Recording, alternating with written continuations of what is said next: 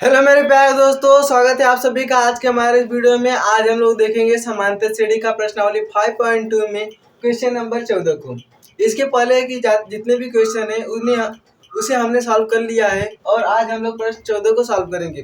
देखिए क्वेश्चन क्या है कि 10 से 250 के बीच में 4 की कितने गुणज हैं, यानी कि 10 और 250। देखिए जैसे 10 और 250 के बीच में 4 के कितने गुणज हैं, तो 10 तो 4 का गुणज है नहीं, तो इसके बाद देखेंगे यानी कि 11 भी नहीं है और 12 भी। अब 12 है, 12 से यदि 4 में विभाजित करेंगे तो 3 बार में आ जाएगा।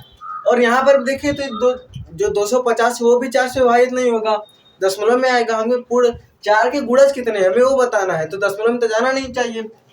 तब इसमें क्या होगा, 249 करेंगे फिर भी नहीं होगा, 248 आ जाएगा। ये 12 से 248 इन्हीं के बीच में हमें बताना है कि 4 के कितने गुणज हैं। आपसे ये पूछे या फिर यही क्वेश्चन में ऐसा बदलाव कर दे कि 10 से 250 के बीच में 4 से विभाजित होने वाली कितनी संख्या है, या फिर विभाजित पूछे या फिर गुणज पूछे, इसे सब एक ही तरीके से करेंगे। देखिए हमें 12 और 248 के बीच में बताना है, तो ये जो हमारी एपी बनेगी,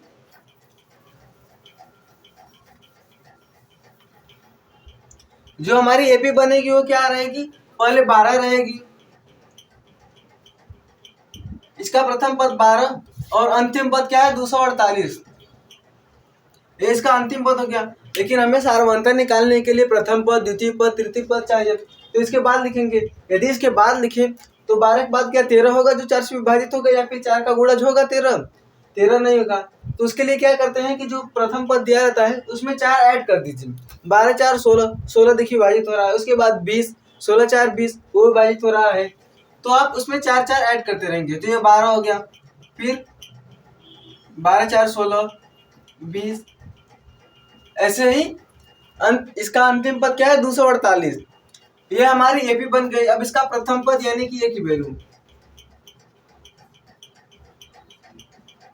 ए बराबर कितना 12, सार्वअंतर डी बराबर दूसरे पद से पहला पद घटाएंगे, 16 माइनस 12 करेंगे बराबर 4 आ गया। अब इसका अंतिम पद भी 248 यानी एन की वैल्यू, आप एन को एल से भी लिख सकते हैं। एन की वैल्यू क्या है 248। उसके बाद हमें वैल्यू किसकी निकालनी है, एन की वैल्यू, एन यानी कि पदों की संख्या। यहाँ पर कितने गुणज हैं 4 के।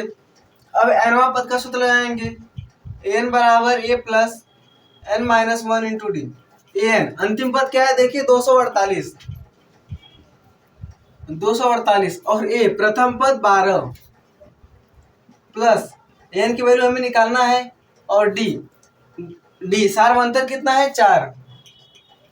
अब इसमें से इसको घटाएंगे तो 248 माइनस 12 बराबर एन माइनस 1 इंटू 4।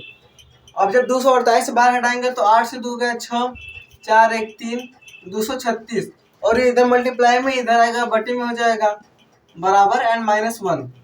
जब इसमें से इसको काटेंगे 4 5 20, 4 9 36, 59 बराबर एन माइनस 1। ये इधर माइनस में इधर आएगा प्लस में, तो एन बराबर 59 प्लस 1 बराबर 60। एन की वैल्यू जो आई है वो 60 आ गई, यानी कि जो हमारा आंसर होगा वो 60 होगा। 10 से 250 के बीच में 4 की कितने गुणज है 60 है। उसके बाद लिख देंगे कि 10 से 250 के बीच में 4 के 60 गुणज हैं, 4 के 60 गुणज हैं, या फिर 60 संख्याएं जो है वो 4 से विभाजित होंगी 10 और 250 के बीच में गुणज है। 10 से 250 के बीच में आप 10 से 250 लिखिए या फिर 12 से 248 लिखिए, क्योंकि शुरू तो यहीं से हो रहा है। क्वेश्चन में 10 से 250 था, 10 से 250 के बीच 4 के 60 गुणज है जो कि 10 से 250 के बीच में है। ये हमारा क्वेश्चन सॉल्व हो गया। इसमें इसका प्रथम पद कैसे निकालेंगे, 10 से 250 के बीच में था, तो 10 तो 4 का गुणज है नहीं, 10 और 250 के बीच में तो आप 9 तो लेंगे नहीं, घटाएंगे तो है नहीं, क्योंकि वो तो 250 फिर नहीं आ पाएगा, इसलिए एक ऐड किए 11 हुआ, वो भी नहीं है, फिर एक ऐड किए 12 हुआ। 12 जो है वो 4 का गुणज है, और इधर 250 में भी हम कर रहे थे, 250 भी नहीं है, तो ये घटाएंगे, पीछे से घटाएंगे, आगे से एक जोड़ते जाएंगे। इसमें जोड़ते गए तो 12 आ गया, फिर उसके बाद 16, फिर 20, इसमें 248 आया। इसका प्रथम पद हमारा 12 हो गया, सार्वधातुक 4 हो गया, दूसरे पद से पहला पद घटा दिया सार्वधातुक, और ये अंतिम पद 248 हो गया। जब इसे nवें पद के फार्मूले पर रख के इसका आंसर निकाले हैं तो n की वैल्यू 60 आई है। इसका मतलब कि जो हमारा आंसर है वो 10 से 250 के बीच में 60 संख्याएं हैं जो 4 के गुणज हैं। 60 संख्याएं हैं, 60 नहीं है, 60 संख्याएं हैं। आई होप कि आप लोग को ये क्वेश्चन समझ में आया होगा। आप लोग इसका स्क्रीनशॉट ले लीजिए।